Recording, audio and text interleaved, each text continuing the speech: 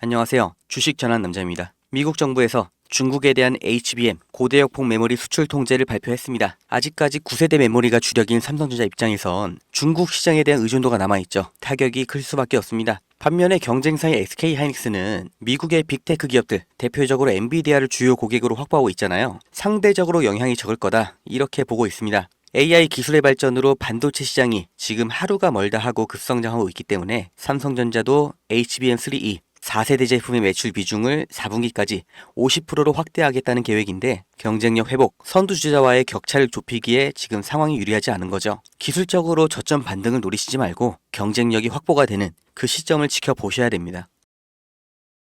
주식 투자 인구수가 1,400만 명이 넘는다고 합니다. 대한민국 사람 4명 중에서 1명은 주식 투자를 한다는 거고, 사실상 어른 중에서 절반은 주식 투자를 한다는 거죠. 이 대한민국 사람들이 다들 주식을 하는 이유가 뭘까요? 주식 투자가 폭발적으로 늘기 시작한 시점, 이 코로나 팬데믹 때부터였죠. 이게 뜻하는 건 하나입니다. 불안이죠. 일자리에 대한 불안, 미래 소득에 대한 불안, 스스로 대비하지 않으면 안 된다는 이 조급함, 그리고 아무리 열심히 일해도 10년, 20년을 일해도 우리는 집 한 채 사지 못한다, 이런 박탈감 때문에 원금 손실이라는 리스크를 감안하고서 주식시장에 아무것도 모른 채 맨손으로 뛰어든 겁니다. 다들 노력은 했다고 생각하죠.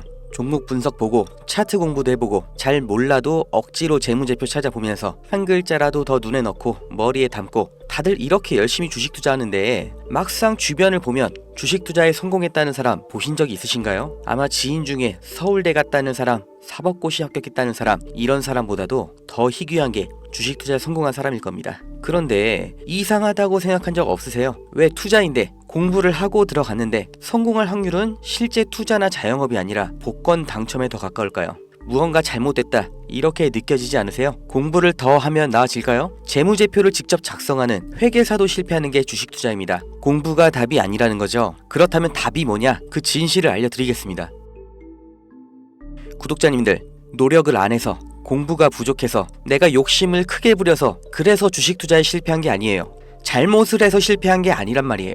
애초에 우리는 속고 있었어요. 이길 수가 없는 싸움판에 맨몸으로 내던져져서 나보다 강하고 무기도 갖고 있고, 심지어 이 싸움을 준비하고 있던 누군가와 싸워야 했습니다. 이길 리가 없죠. 한두 명의 운 좋은 사람, 특별한 재능이 있는 그런 사람이 아니라 모든 사람이 다 희생자였을 뿐이에요. 그 범죄자가 누구냐? 코스피, 코스닥입니다.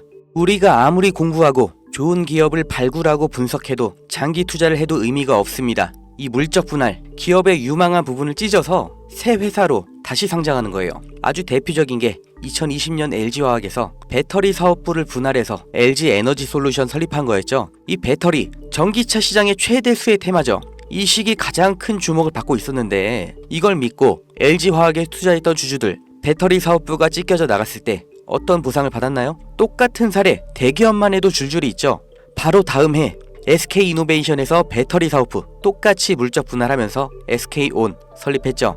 SK의 미래를 책임질 주요 사업인데, 이걸 알고 미리 SK이노베이션에 투자한 통찰력 있는 똑똑한 주주는 배신을 당한 겁니다. 또 카카오톡이라는 메신저를 플랫폼으로 활용해서 카카오페이, 카카오뱅크 전부 성공을 시켰죠. 그런데 카카오페이, 카카오뱅크 각각 따로 물적 분할을 해버렸어요. 카카오의 주주들은 뭐가 된 거죠? 내가 갖고 있는 주식에서 가장 중요한 부분이 그냥 찢겨져 나간 거예요. 손해는 개미가 봤죠. 오너는 손해를 봤나요? 전혀 아니죠. 10,000원짜리 한 장이었던 게 1,000원짜리 10장이 됐을 뿐이에요. 오히려 나눠먹기, 돌려쓰기 더 편해진 거죠. 일반 주주들, 개미들만 일방적으로 당하는 겁니다. 어떻게 이렇게 뻔뻔하게 할 수가 있어요? 미국에서 이런 짓 하면 박살납니다. 미국 세법에 섹션 355라는 게 있습니다. 물적 분할의 조건을 다른 거예요. 여기 써있죠. 디스트리뷰션, 분할, 스탁, 주식과 증권을 나눌 때, 분할을 할 때 어떻게 해야 되냐? 실질적인 사업 목적이 따로 있어야 되고, 최소 5년 이상 독립적으로 운영을 하고 있었어야 되고, 자회사 80% 이상의 통제권을 갖고 있어야 되고, 분할된 주식도 기존 주주들에게 공정하게 분배를 해야 된다. 이런 여러 가지 조건을 다 만족해야 돼요. 이걸 무시하고 그냥 물적 분할을 하면 바로 엄청난 세금 폭탄이 날아옵니다.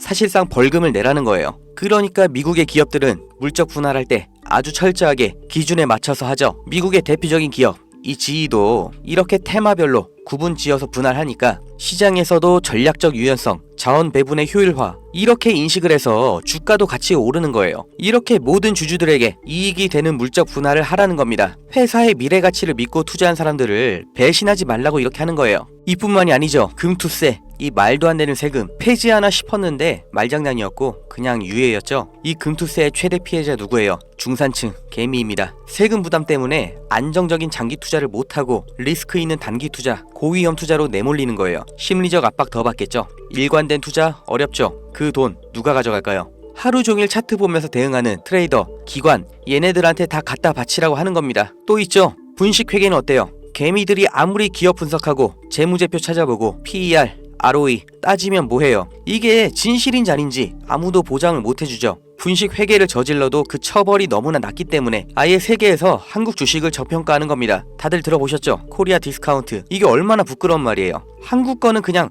낮춰본다는 거예요. 미국에서 앨런 사태 벌어졌을 때는 CEO가 24년형, 우리나라에서 대우 사태 때는 형 집행정지, 대통령 특별사면, 대한민국의 모든 상장 기업에 세력이 안 붙은 종목이 없다고 하죠. 저라도 돈이 많으면 주식으로 이렇게 장난치겠어요. 무조건 이기는 게임이잖아요. 있는 사람, 가진 사람들끼리 알아서 판 짜서 해먹고 개미들은 아무리 노력해도 결국 당할 수밖에 없는 이 불합리한 콜로세움, 이게 코스피, 코스닥의 정체입니다. 이 짜여진 판에서 개미가 혼자 준비해봤자 그냥 먹잇감이에요. 그럼 우리는 어떻게 해야 되냐? 그 답을 알려드리겠습니다. 들어오세요. 트럼프가 당선 확정되고 제가 무슨 주식을 샀는지, 환율이 1450원 찍으면 제가 무슨 종목 들어갈 건지 이 안에서 다 보여드립니다. 증명은 제가 할 거고 눈으로 보시고 따라오시면 됩니다. 종목 빼가는 유료방 업자인지 구독자님 맞는지 문자로 확인만 할 거고요. 유료 아닙니다.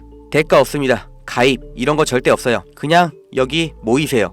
010-2290-8285 여기로 문자 집 이렇게 한 글자만 남겨주세요. 100만원으로 시작해서 집 한 채까지 가는 기적 보여드리겠습니다.